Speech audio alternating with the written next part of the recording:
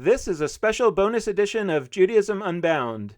Judaism Unbound meets history in the Bible.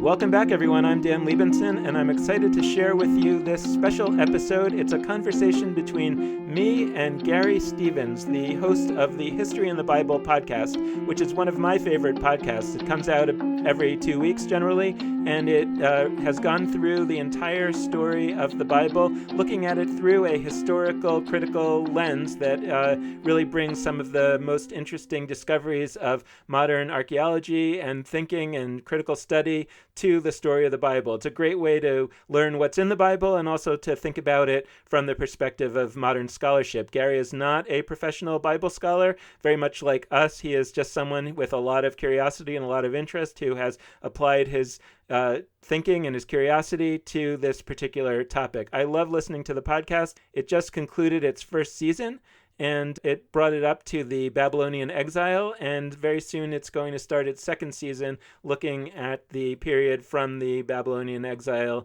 through the New Testament. So our conversation touched on the Bible and also other dimensions of our work on Judaism Unbound and of mutual interest, and I'm excited to share it with you.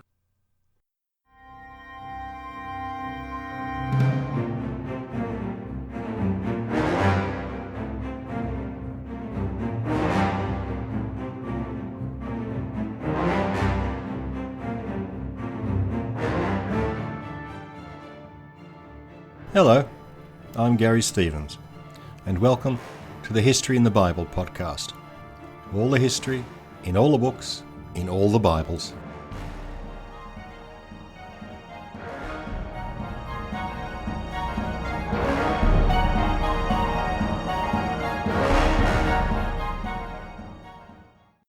In today's bonus episode, I'm in conversation with special guest Dan Libenson of Judaism Unbound. Well, hi Dan, thanks for coming on.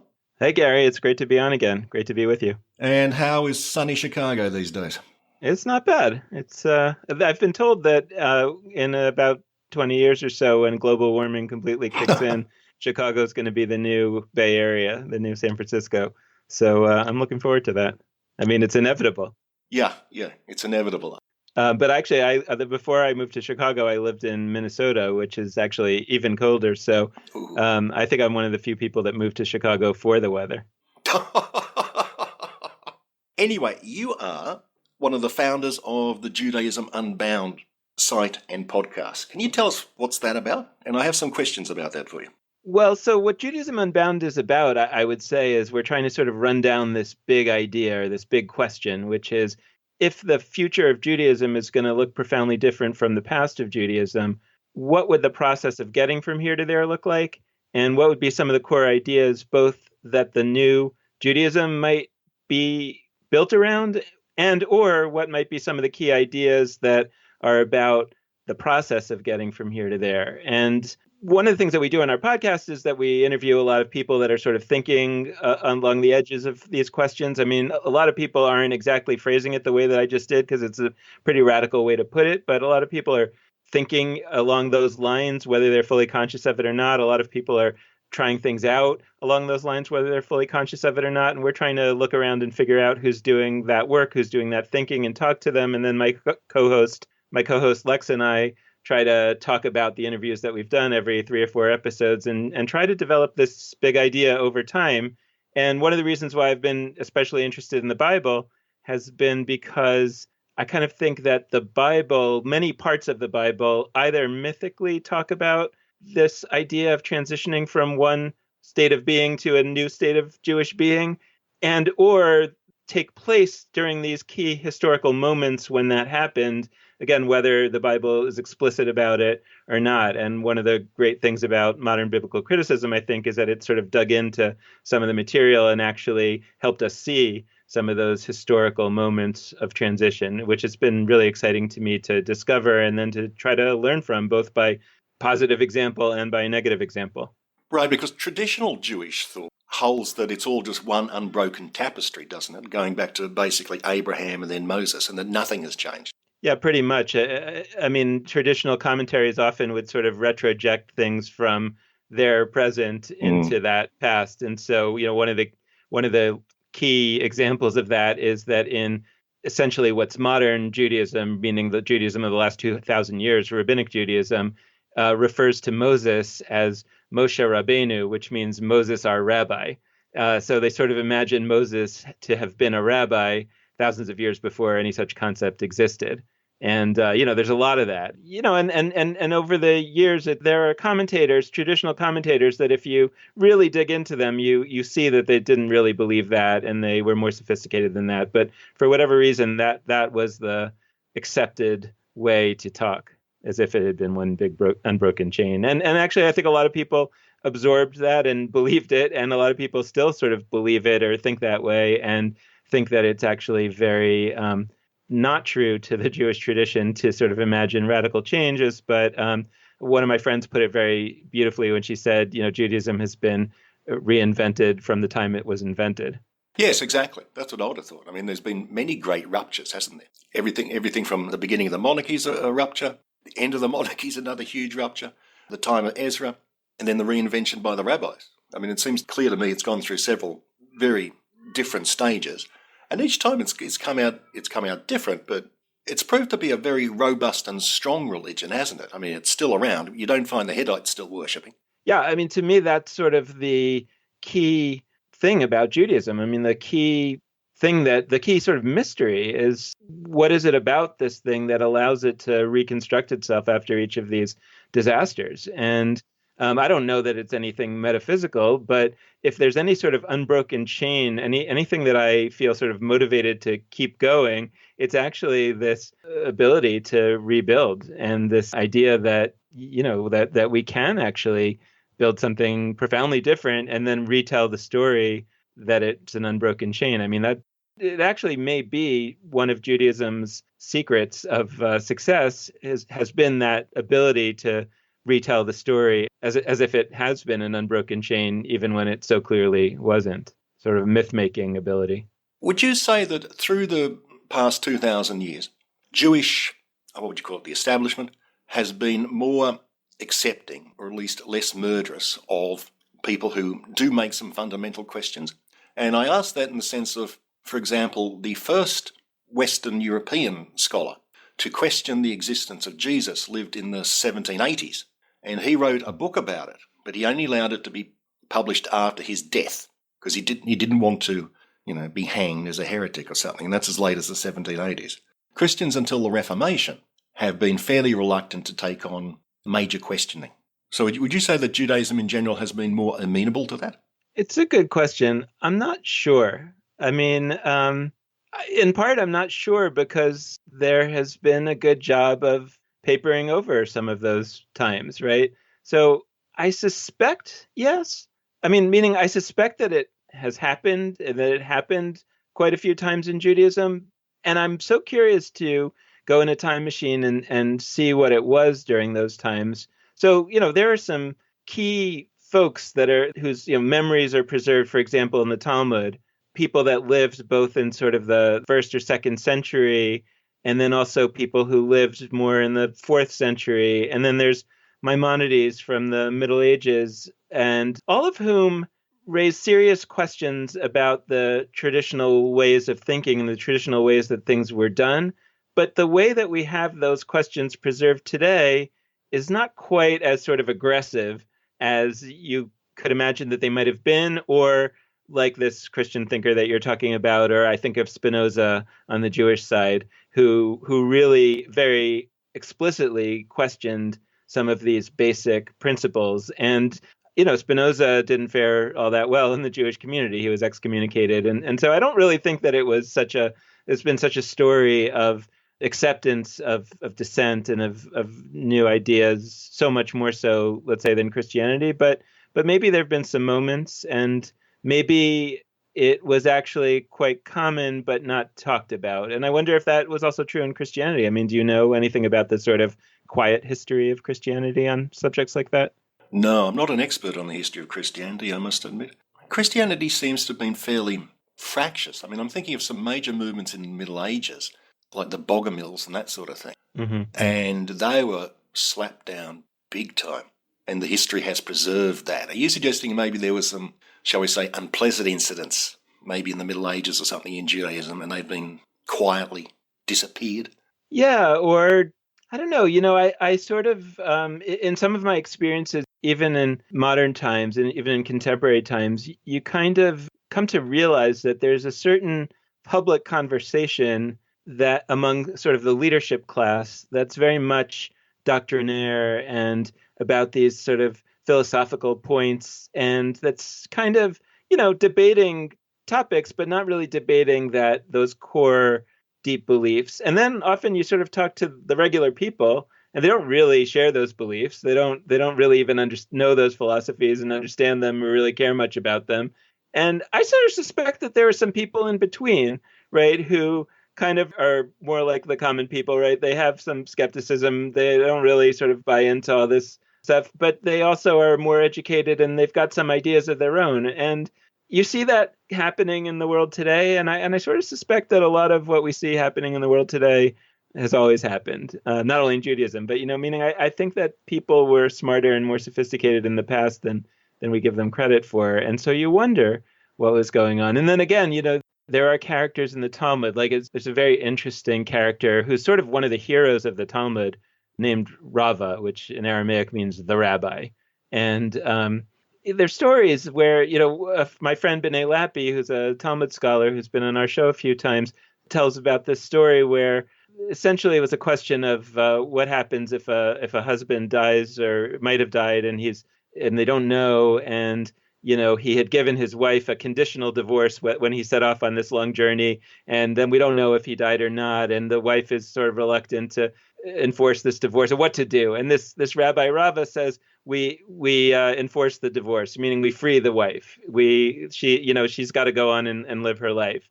And the other rabbis are scandalized. They say that, the Bible says that if another man marries a married woman, it's adultery, and you're going to now take this chance that it's adultery, just in order to sort of help people. And he says, yes, just a simple yes. So this is somebody who's not of the school that whatever says in the Bible we have to follow exactly, right? And so there's a lot of that over the years, and I don't know how it was recognized at its time, and I really wonder in the 1500 years or so that passed in between, it was not recognized as radical by the traditional Jewish world. Instead, they found all sorts of ways to sort of change exactly the meaning of what he was saying so that it actually sort of fit in with this very traditional approach. And so I just think whether intentionally or not, a lot of the dissent has been covered up. And I wonder if that's just universally true in all religions and all civilizations. It probably is. I suppose, given that we have a lot of evidence in medieval Christianity for radical dissent, maybe the Europeans just had better historians.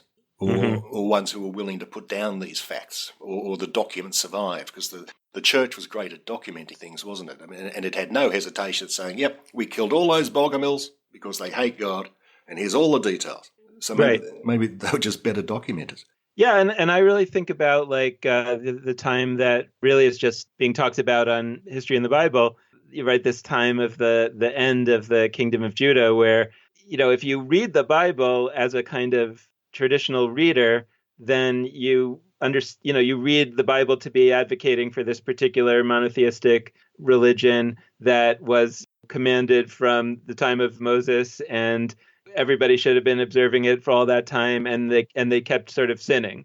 But when you really look at the history, you see that idea of what Judaism should look like, or what Israelite religion should look like, was there for so little time, right? It was actually the opposite of what it appears to be, right? It was not that this was the religion that should have been observed and there were a lot of sinners. It was actually, this was the minority upstart religion that actually kind of failed at first. And it's just sort of not the way that the society looked at that time for the next 2,500 years. So I think that's the story. That's the common story, is that these times of dissent and disagreement have just been sort of somehow not read that way anymore. And then that not reading it that way becomes the traditional reading. One of the things that I found interesting going through the archaeology of ancient Israel is how incredibly fractious it is, working out just what happened. Mm-hmm. And you find there are whole schools of scholarship, both biblical scholarship and archaeologists, who basically accept the Bible as true and, for example, deny that there was anything like polytheism in ancient Israel. So, for example, where we find all these little Asherahs, little stone statues of the goddess Asherah, if you're a type 1 archaeologist, you say, well, okay, we found these things, and that's obviously evidence of a non-Jewish community living in Israel or Judah. Tick. Mm-hmm.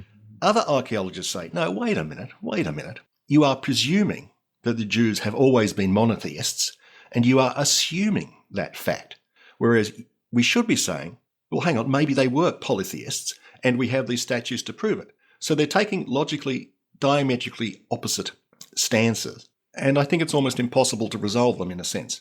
One camp says, you are making this huge assumption. The other camp says, no, this is a perfectly reasonable assumption. Or it's like with pig bones. Apparently, pig bones are found in some places in Israel and Judah. One camp says, okay, by definition, where we find the pig bones, we don't find Jews. They must be someone else. And the other camp says, again, hang on a minute, you're making this huge assumption. So there are these endless arguments. Right. Although it's interesting with the Asherah, it's one of those things where once you start to find them, and then you actually look in the Bible, and you actually notice that the Bible has talked quite a bit about Yahweh and his Asherah. And, it turns out that it was actually there hiding in plain sight, but traditional commentary would find some other way to explain what it's about and what it is. And even translations would, I think, translate Asherah not as a proper name of a goddess, but as some kind of special pole. The whole sort of idea that it was another goddess was lost or intentionally covered up. And then when you do the archaeology and you find it and you go back to the reading, you see actually, wow, it was actually there all along. To me, the problem with biblical archaeology is that there are, a number of types of archaeologists with very contemporary motivations to why they're doing that work. Some of them are trying to prove the Jewish approach to the Bible correct. Some of them are trying to prove the Christian approach to the Bible correct. Some of them are trying to prove various things about modern political disputes. And then there are some scholars who are just doing it for scholarly academic interest, but that's just one group out of 4 or 5 others. And they're all sort of lumped into the same category of scientific endeavor, right? And that's part of it too. How do you, and that said, just because somebody is motivated by not quite pure motivations doesn't mean that what they're finding isn't actually there. So how do you look at the findings of somebody who is motivated by an extraneous motivation, but nevertheless found some stuff? Yes, it must be a lot easier investigating, say, Mesopotamian religions, where there are no vested political interests hanging around. And I love the way that all the different camps hurtle the ultimate insult of, you are not being objective. And they just point fingers at each other and saying, you're a subjective bastard and you're doing this all wrong. I am objective. And you go, oh, really? Okay. Right. So how did you get into looking at this stuff, right? Like, this is not your background academically. No, not at all. My background academically is first in architecture, then in computing, and then in sociology. I've been interested in the Bible since I was a little kid, really. I just found it quite fascinating. And I went to an Anglican high school, and Anglicanism is that most tea and crumpets of religions. I think you call it mostly harmless, as they say in Hitchhiker's Guide to the Bible. But again, it meant I had a constant, vaguely religious education, which stimulated my readings into the Bible. And I've been reading sort of popular works, would you say, ever since I was about 15 years old, popular critical works. That matured over the years, and I started reading more and more. And then one day I thought, well, I'm really interested in this sort of stuff. So why don't I start a podcast? Because I just heard about podcasts about 3 or 4 years beforehand, and I thought, gee, I could do this. And I also thought, I have been an academic, I have given lectures, and I know how to do research. So I could do it up to a certain standard. Obviously, I can't do it up to a postgraduate standard. But I thought, well, I can probably provide enough information to be at an undergraduate standard, what do you call it, freshman, sophomore year sort of thing, but make it not entirely as dry as professors would do. So I just thought, okay, let's give it a go. And I'm an IT contractor. I often have a lot of downtime on my hands. So this was also one way for me to fill in my time. And as you probably know, making a podcast isn't that expensive. You need just sort of decent audio equipment, the services, the web hosting and the podcast hosting. That's not expensive. It'd be a lot cheaper, I think, than belonging to a moderately upper-class golf course and buying golf clubs. Right. Although probably the same investment of time. Oh, yeah, the time investment's huge, isn't it? And those golf people spend a lot of time golfing. They certainly do. I think our efforts are done to a better end. It seems like walking along the golf course is actually a really good time to listen to podcasts. Actually, that'd be a great time to listen to podcasts. Yeah, that'd be cool. So yeah, I was keen to get out a populist podcast because I thought that a lot of people who might be interested in this sort of stuff simply have absolutely no idea. Just on a simple level. How many Christians would know that there were two kingdoms, Israel and Judah? I'll bet a lot of people don't know that. Yeah, I don't think too many Jews know that either. As an example of confusion, I was talking to some fairly, ardent Baptists the other day. And I said that I had this really great commentary on the New Testament called the Jewish Annotated New Testament. And it's a recent work out of Oxford University Press. And it is a bunch of modern Jewish scholars writing their commentary on the New Testament.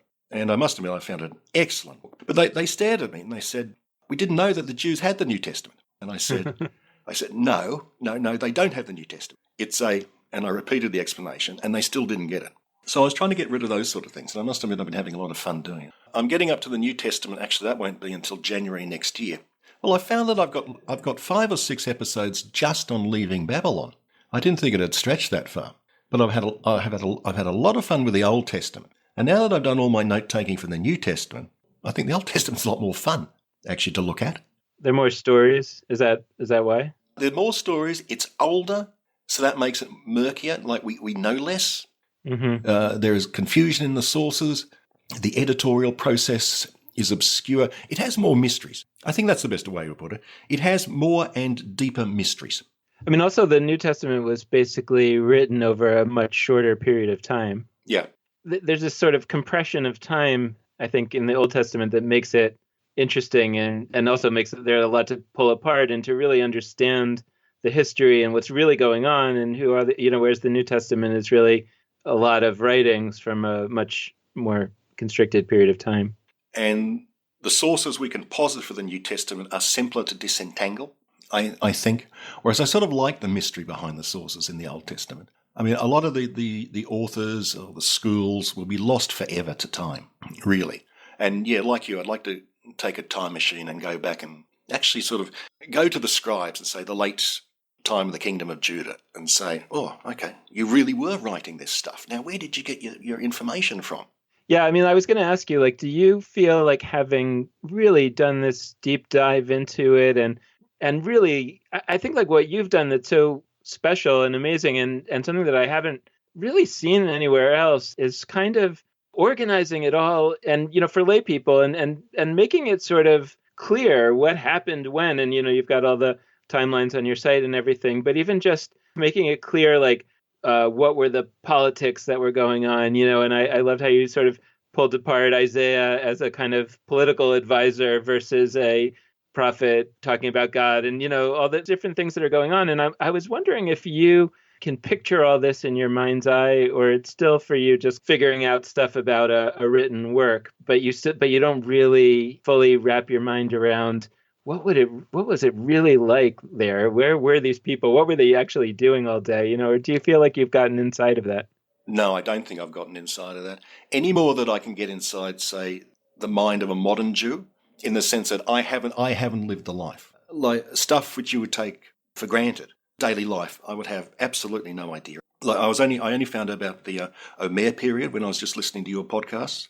Oh, Omer. Uh-huh. Omer, which corresponds to the Christian season of Easter.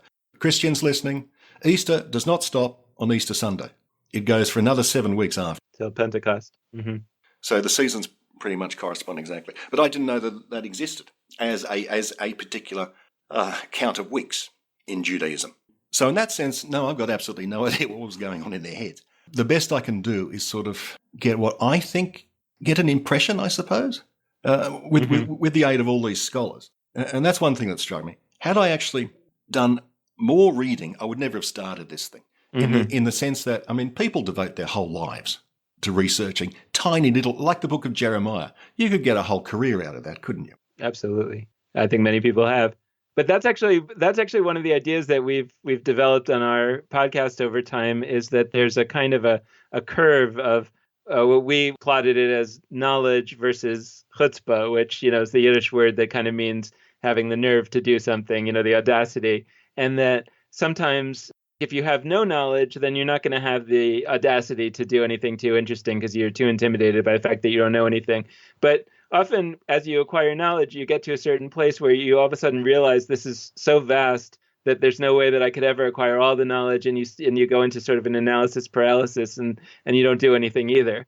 And so I think like the sweet spot of just feeling like you've kind of collected enough information, or you have something that makes you bold enough to say, I'm just going to go and get started on this. That's really where creative work happens. And for me, the kind of the regret and the wish, that I'd like to see in the Jewish world is that, I'd like to see more people living in that sweet spot. I think most American Jews feel too intimidated by their lack of knowledge to really contribute their creative ideas, even though they might have them. And then you have the leadership class, rabbis, et cetera, who go to school for many, many years, and they become taught and conditioned to not rock the boat too much. And so you have some people in that middle space, but I really want there to be more. And I feel like I'm so fascinated by what you have been doing with your podcast, because it's an example of what I would really be excited if more people were doing. Actually, there's another new podcast that just started recently by somebody who's actually a television writer in California, and it's called The Bad Jew Weekly.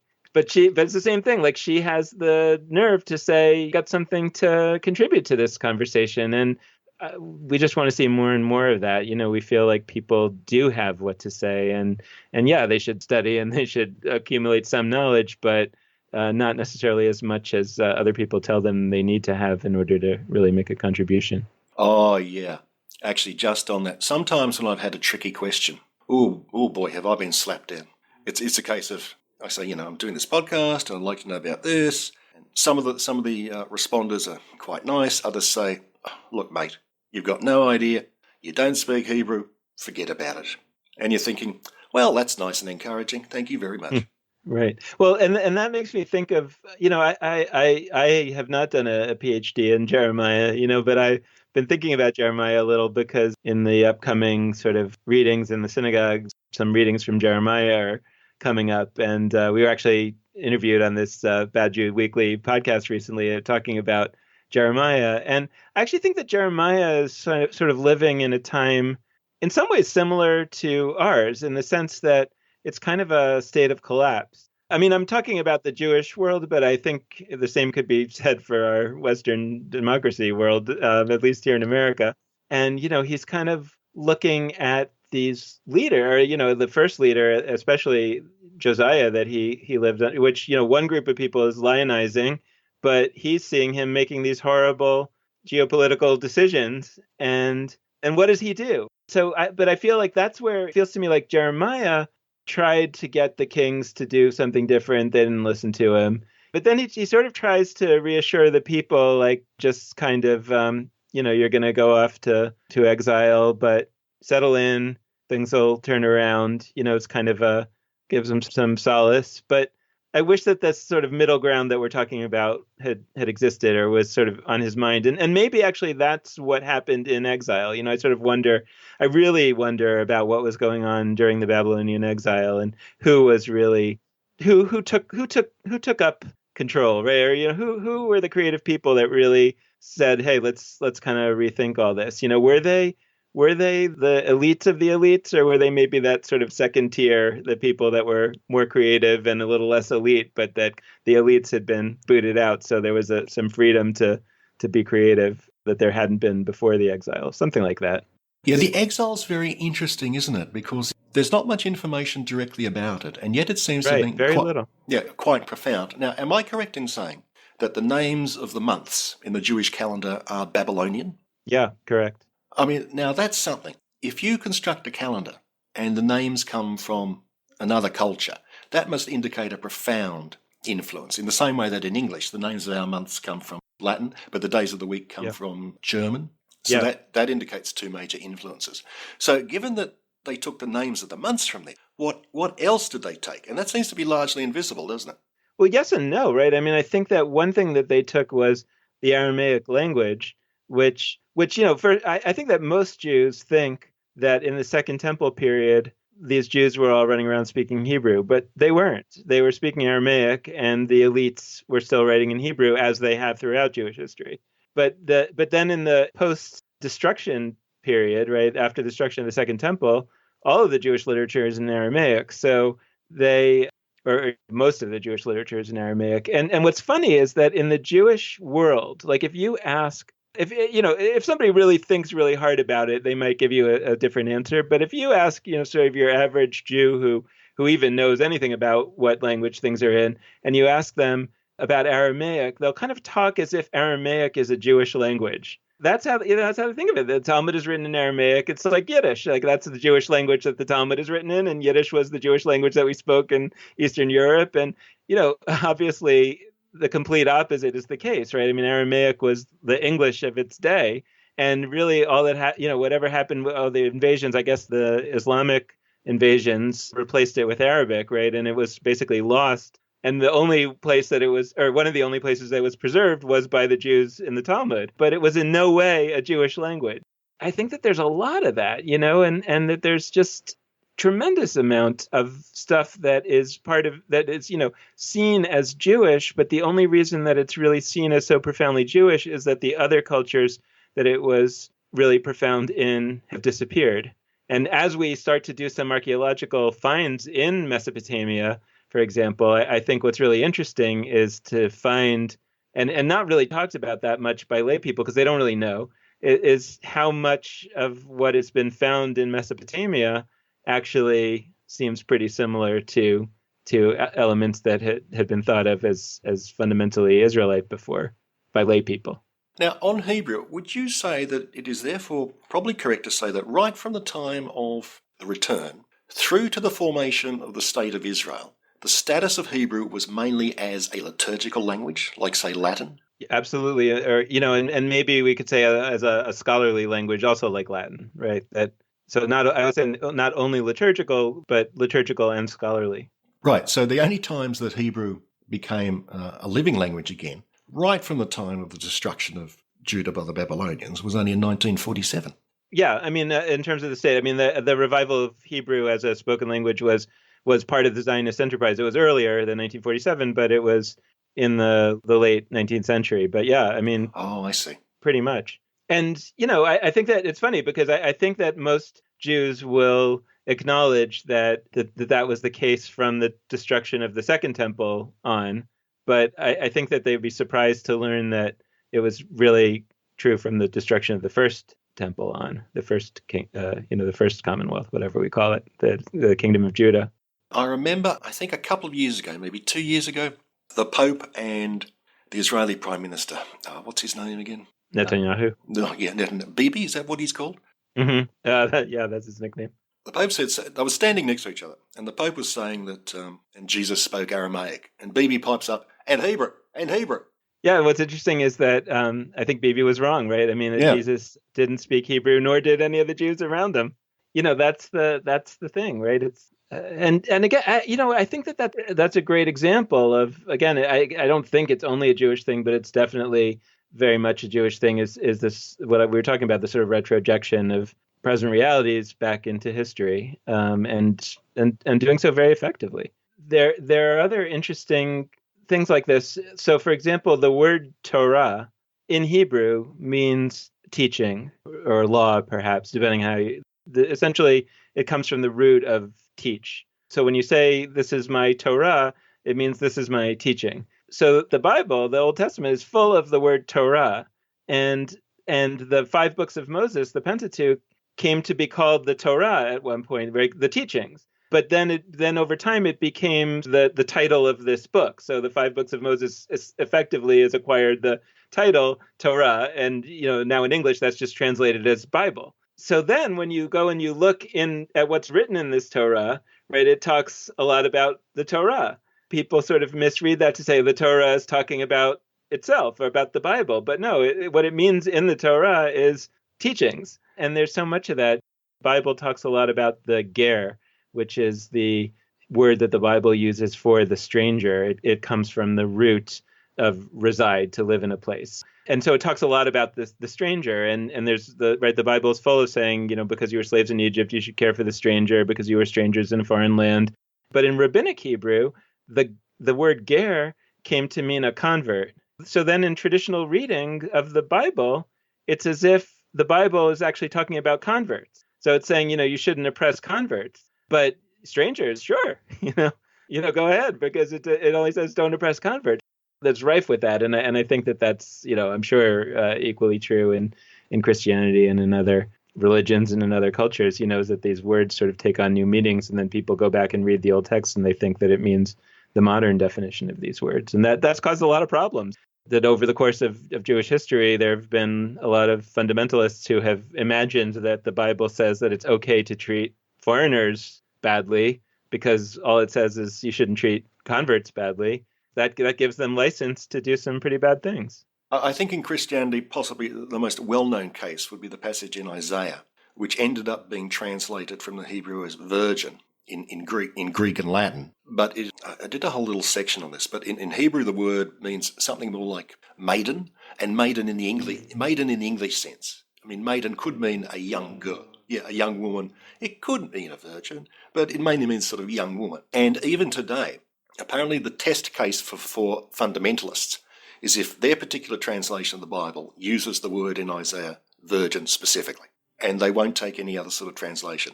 Now, I have the New American Bible Revised Edition, which is the official Catholic translation for North Americans. Why North Americans get their own Bible, I don't know, but that's what the Catholics decided. And even in their Bible, they translate it as young woman. But it's taken centuries for that fact to be acknowledged. And you can still find, enormous problems. I mean, in Hebrew, as a Hebrew speaker, I suppose you have the problem of changes of meaning in Hebrew. The problem for Christians who are reading the Greek or Latin is, of course, then you have the translation problem. And often the translation, like in the Septuagint, comes to completely overwhelm the original Hebrew. Well, I just heard recently about a new translation of the Bible that has come out in Israel to modern Hebrew, right? That because modern Israelis were misreading the Bible, right? Because it was a Hebrew, but it was sort of like, when we read Shakespeare or whatever, half the words we don't really understand. Yeah, I mean, a lot have changed the meanings. We have no clue what they mean whatsoever, and that's very similar it's a little bit different for a modern Hebrew reader to an ancient Hebrew reader because modern Hebrew is relatively recent creation, and a lot of it was taken directly from ancient Hebrew roots and words, so it's a little bit closer. But still, modern Hebrew over the last 100 years has, like all languages, evolved and diverged, and it's gotten to a point where contemporary Israelis are having a hard time reading the Bible. There was also a great book that I really enjoyed called And God Said. It's a book about translating the Bible by a translator called Joel Hoffman. One of my favorite stories that he talks about is the 23rd Psalm, which we all know, the Lord is my shepherd, I shall not want.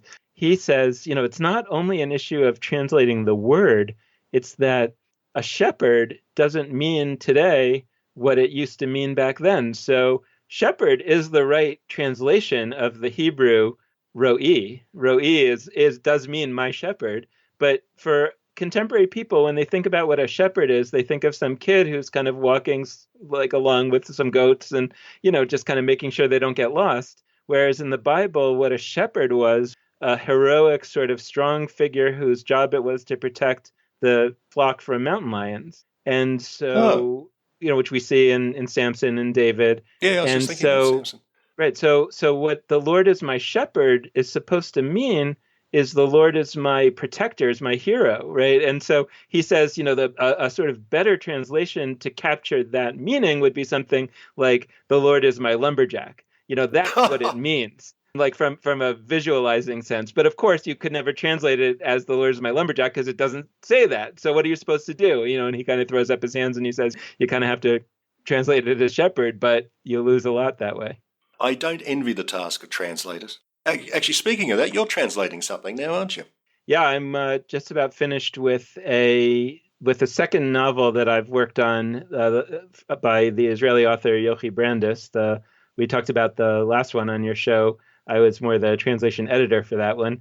And this one I've done the translation, and it's about the early rabbis after the destruction of the Second Temple.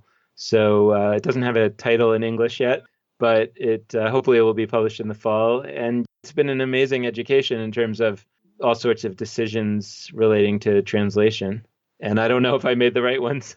Can you give us an example of a typical problem? Because I find this absolutely fascinating. If I was a translator, I'd be pulling my hair out, thinking, yeah, lumberjack. That'd be such a much better image to give. But no, we can't use that.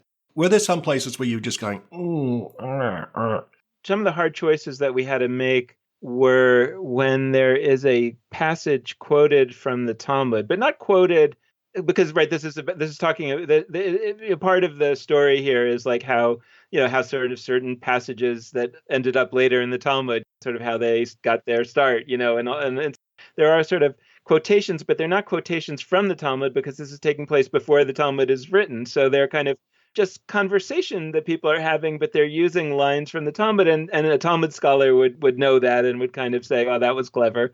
And most people would sort of go over their heads. And so the question becomes, now some of these quotations have kind of come into modern Hebrew as sort of obscure types of quotations, like, methinks thou dost protest too much, that kind of thing from Shakespeare. And people kind of more or less get what the point that you're making is, even if they don't really understand the meaning of those words.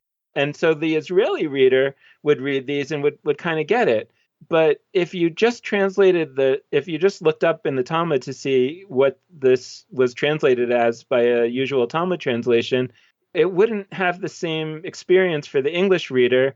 And then you have to make the decision, do we want to lose for the English reader the fact that this is actually quoting a line that later was in the Talmud, and instead just give it the basic idea of what it means so that they'll follow the story, which is ultimately the important thing. Because if they lose what's going on in the story just in order to preserve the quotation, that doesn't seem to really be in service of the overall mission of the book.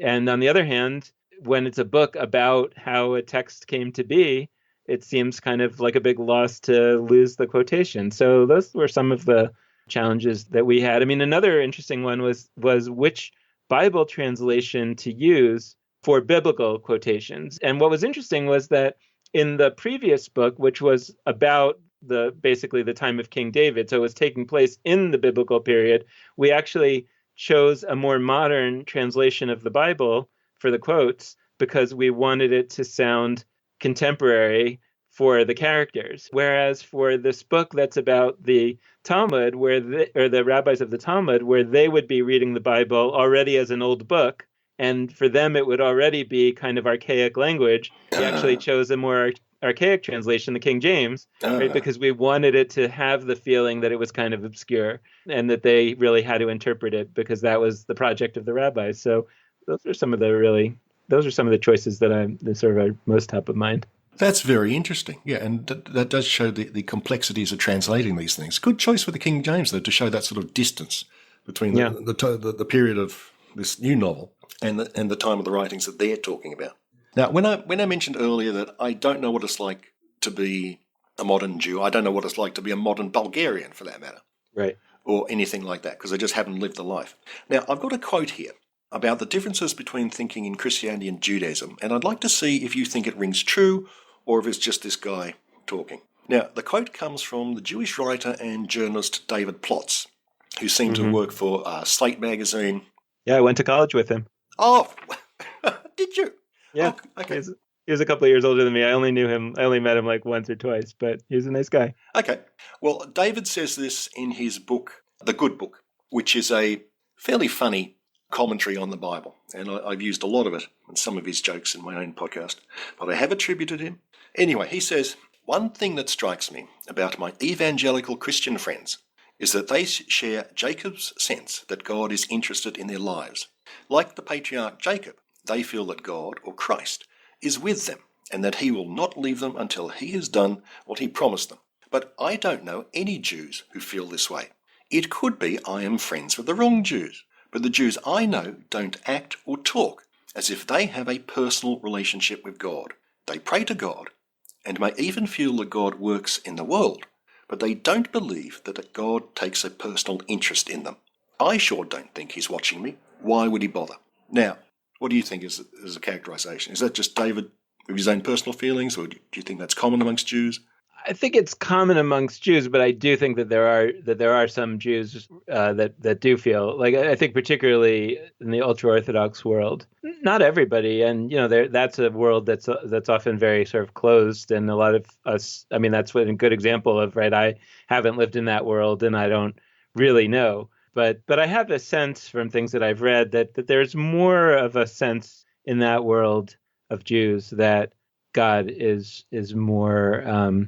Is taking a more, personal interest in people's lives, or they talk to God that way. But I think what David's saying is generally true of most Jews, certainly most non-Orthodox Jews, and I think probably most Orthodox Jews in the world today. But I wonder if, is that so, but he's comparing that to evangelical Christians. Like, what do you think about the non-evangelical Christians? Well, I certainly agree with him that, for example, so the Baptists I know would feel that. They would feel that God and Jesus are personally looking over them and are interested in their lives and always will be and always have been. Talking to the Catholic members of my family, it's very much mediated through the church. I think, no, the impression I get from Catholics is not that God and Jesus is personally looking after them. It's the church. The church is interested. The church will look after them. The church will punish them or praise them. And the church is a whole new layer of intermediaries between God and Jesus, and of course we introduced Mary into that. So I think that there'd be a difference. If you just look at your average Christmas Christian, a person who only goes to church, maybe Easter, maybe Christmas, that's it. I think there'd be that feeling in general, but mainly in a sort of a praise or punishment sense. It's like God is a schoolmaster who's patrolling the playground and saying, stop that, Michael, in that sense. Right. I mean, I think that Jews as a collective, there's a sort of underlying current of having felt you've been hard done by God over the years. And I wonder to what extent that sort of seeped in. There's a thinker named Yitz Greenberg, Rabbi Irving Greenberg, who I really, his theology really speaks to me, although I don't really consider myself a theist. If I were, or to the extent that I am, his theology really speaks to me, which is that essentially he says, in these different eras of Judaism, God has kept moving away from us. And so in the first era of Judaism, in the temple era, God was immanent and lived among us, and we literally fed him with sacrifices, and he looked over very, very closely. In the rabbinic period, God took a step further back and, was kind of not really involved anymore in the day-to-day. And so instead of feeding him, we prayed to him. His point is also, and as God moves away, that leaves more responsibility upon human beings. And so it becomes more and more necessary for us to and sort of start doing ourselves what God used to do for us. And, it's a version of a child growing up, right? And the parents not being as involved anymore. And his theology was kind of sparked by the Holocaust. He's really a post-Holocaust theologian. And his view of the Holocaust is like that was the moment when God moved even further away, for whatever reasons, that God is so distant now from the world that basically all of the responsibility is on our shoulders now. And that doesn't mean that God is dead, and that doesn't mean that God doesn't care. And I'm not totally sure what it does mean and how he would think where God is for him exactly, but he's quite distant. Part of what I think that his theology, part of why I think it speaks to me is because it's not that people are reading him and then saying, oh yeah, that's what I believe, changing the way that they are. It's that I actually think that theology more or less captures what Jews actually think, right? They don't think too much about God for most of the time. Functionally, that means God's pretty far away. If God were really among us, really looking over us, I think like if we really had a sense that God was looking that closely, we'd probably take it seriously and go to synagogue more often, etc. So I think being that we don't, it's a sign those beliefs are not particularly alive. And for me, the challenge then becomes, I don't know, like I'm looking for language for this. I think we jump pretty quickly to the term religion to describe Judaism. It's true that Judaism, I mean, the thing that was ever called Judaism was rabbinic Judaism. I mean, I don't know what they called it in the Second Temple period, the religion of Israel, and before that, the cult of Judah, I mean, it wasn't called Judaism. Basically, rabbinic Judaism is pretty much a religion, but the Jewish people had an identity and had all kinds of ways of describing themselves before Judaism became a religion. And I can imagine that there might be other ways of thinking about it after it's a religion. Part of, I feel like, the search that I'm on with Judaism Unbound is, is there some other terminology that we could use to sort of describe Judaism where the religion is optional? And, the Reconstructionist Judaism is a movement that was created in the early part of the 20th century and the middle part of the 20th century that talked about Judaism as a civilization. So it was getting at a similar idea, that Judaism is not a religion. Judaism is a civilization that has a religion. But nevertheless, I think that the idea of religion was still very, very much central, even in Reconstructionism. So it's not necessarily the only descriptor. It's not even necessarily the primary descriptor, but it's an important one. And I kind of think that it for many people, it's objectively not an important one. Nevertheless, they feel powerfully Jewish. So somehow we have to come up with a different way of describing that, and I'm not sure what that is. That, I suppose, almost answers another question I had for you. Well, maybe not answers, it sort of explores the relationship between being culturally Jewish, say, and religiously Jewish. And you seem to be trying to grasp those issues, because I presume it is possible, you're saying, in effect, to be a Jewish atheist or an atheistic Jew. Is that the best way to describe it? That's perfectly possible. Yeah, I don't know which one it is. Yeah, but yes. But here's what I'm trying to figure out is like, I think that there's another category that just we don't have the language for yet, or we haven't fully invented yet. Because what many people think when they say a cultural Jew, even when people proudly describe themselves as cultural Jews, they're not really cultural, right? That culture is not especially thick in their lives. It means that they have a Jewish sensibility, then they're in their humor, in their relationships. They like hanging out with Jews. They like watching Jewish films, eating Jewish foods. But I don't think that it necessarily means that they are getting real help in living the lives that they want to lead from some form of Judaism. To me, that's what I'm after, right? So for me, the Judaism that I'm looking for is, I think, something much more akin to what we might call a wisdom tradition. It plays a lot of the functions in our lives that religion might play in religious people's lives, but it's not focused on something external. But nevertheless, it is more than a culture in that thin way that I think people usually mean it. And so if a lot of times, especially the people that sort of really are doing this work, and they say, yeah, that's what culture is. Culture is this thick thing, and I'm like, yeah, I think that's what culture could be at its best. But when people talk about being culturally Jewish, that's generally not what they're talking about. They're generally talking about the thinner version. Okay. That analogy with the wisdom tradition, that's very interesting. Yeah, and what I was sort of thinking about in exploring the idea is that, like, if we think about the religion as kind of the user interface, and that this deeper wisdom, or whatever we want to call it, is the real kernel. Of course, it was going to be put out with a religion user interface in a time when everybody had a religion. And so that would be the best user interface to put out there. But in a time like when we live today, where so many people don't have religion, don't want religion, the question is, can you have a different user interface for that same deeply powerful material that's the real kernel? And how would you go about that? That's sort of what I'm after. And I think more and more people are starting to see that question. And so then it becomes, once we have enough people asking that question, what does the process look like of, rejiggering the kernel so that it really does what we need in our lives, and then remaking the user interface so that people are really able to access it. I get the strong feeling that you're going to spend the next 20 years working through these things. As you said, you even have to develop the vocabulary to talk about them. Right.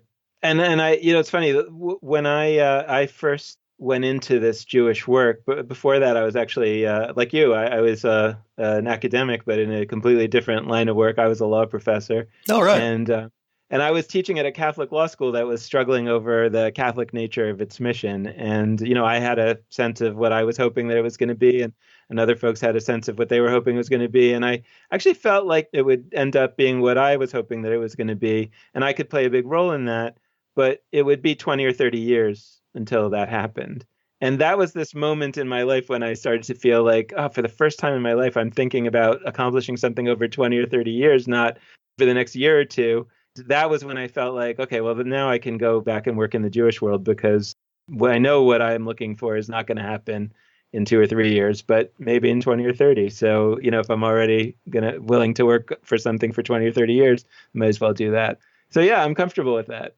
I've thought a lot about, there's a book called Don't Think of an Elephant by a linguist named George Lakoff, who writes about American politics and why the American Republican Party has been so effective at, in American politics over a long period of time. And one of the things that he talks about is that they've been able to frame the discussions using language that they developed over a long period of time, right? And that they invested in the development of the language and the ideas. And then once they were developed, they deployed them and they were very effective. And so I think that that's probably the way these things go. And actually, I mean, this is sort of one of the things that I'm so curious about with the Bible, right? Because what I'm imagining is that, again, with the compression of time, we think of the Bible as these things happening either not at all or very quickly, these like transitions. We were talking about earlier, we think of it as this like unbroken chain. But the reality is that there were probably these kind of very tiny schools of scribes or priests or whoever they were, doing a lot of really fundamental rethinking and reworking and writing of text, which at that time was not an easy process and was very time consuming. And that they probably were working on this stuff for many decades, right? And then something changed geopolitically, or something happened, or a new king came up who they were able to influence, and all of a sudden, like, they were able to really move the ball forward. But it was only because they had invested in the creation of all these ideas and language and stories and everything for so long. And so that's what I really wonder, that is that theory true? Like, that's where I'd like to go back in time, not to necessarily to the dramatic time in which these major changes happen. I'm actually sort of interested in coming to see what was going on like 20 years before that, and to see who those more radicals were that were saying, we're going to get started on this other thing. Right. Now, one thing, I don't know if I picked this up correctly, but looking at your website and listening to the podcasts, there seems to be a sense of, in Judaism Unbound, there seems to be, I don't know, lurking, is that the word? A sense of worry or concern? Or am I just reading that into things? It's interesting that I don't know. That is the Jewish community, particularly in America. I mean, worry and concern, I think, is endemic. There was actually I think there was a book. I don't know exactly when it was written, but it was something like the Jews, the ever-dying people. The Jews are always worried that they're about to disappear. And maybe that's part of the secret of success also. If you're always worrying that you're on the knife edge of catastrophe, then you're always working really hard to avoid it. Maybe less likely to have a catastrophe. I don't know. But it's funny, because I'm curious, like, what it is that sort of struck you that way, because it's true that I think that when we started the podcast, we probably were talking some of the language of the entire Jewish community, right? Which is that it's fundamentally, we're dying out, people are not interested anymore, and the crisis is lack of affiliation, and what are we going to do to try to get more people to participate? And I think that over the year and a half that we've been doing the podcast, I've really evolved in my thinking about what the problem is. And I think that the problem is not that people are less and less interested in Judaism. It's that it's less and less clear what the point of Judaism is. What good is it? What is it for? What is it there to do? That actually, if we were able to answer those questions in a compelling way, the people would come. So I feel actually a lot less nervous anymore, right? Because I think that process of figuring out what a Judaism would look like that would be compelling in the next iteration is by definition one that's going to take a long time, that's going to be experimental, that's going to have fits and starts, that's going to have successes and failures. and that it doesn't matter really how long it takes, because once it's found, it'll take off. And if it's not ever found, then it probably didn't really need to exist and didn't really need to exist anymore. So I'm kind of more okay with it. Just before we go, I just have one question from an email you sent me. You referred to, I think it was a difference between you and Lex in Judaism Unbound, and you referred to a third rail issue. Now, I know what a third rail is in railway technology, but I've got no idea what that idiom means. Well, what the idiom means in America, at least, is that like in railroads, there are two rails that the wheels go on, and there's a third rail that supplies electricity to the electrical train. Yeah, we don't have that here. Because you don't have electrical trains? Oh, yeah, we got electrical trains, but they're all overhead wires. Oh, okay. So yeah, so I mean, we probably do too in more modern versions, but I think in the original subways there is this third rail. The point is that if you touch it, you die, right? Because it's electrified. So there are topics in the Jewish community, and I think that Israel really is the topic in contemporary Jewish debates that people are sort of afraid to talk about because it's one of the ones that there's nothing you can say about it that's not going to really make somebody angry. And so you might as well avoid it. And that's what it sort of means by the third rail. But of course, if you avoid it, then you're not really doing much to solve the issue. So it's a challenge. But what's interesting to me is that God is not such an issue. Pretty much you can say whatever you want about God, and not everybody's going to agree with you, but they're like, oh, yeah, you're entitled to your opinion. But if you say something about Israel that people don't agree with, you're not entitled to your opinion. Oh, that's very interesting. And I think it often comes from existential fears on both sides, right? I mean, I think that one side is afraid of physically dying, right? Like if we make the wrong decisions, if Israel doesn't survive, then a lot of people are going to die. Maybe Jews won't be safe in the world anymore, et cetera. And then the other set of people are also have existential fears that if Israel isn't the kind of society that Judaism stands for, then really Judaism has died, right? Then what's the point of the whole thing? So I actually think part of the reason why it's a third rail issue is because it really feels existential to everybody. And again, I find it fascinating that apparently God is not such an issue for most people. You've been listening to a conversation with Dan Libenson, who has embarked on a 20-year journey with his website and podcast, Judaism Unbound. You really should check it out.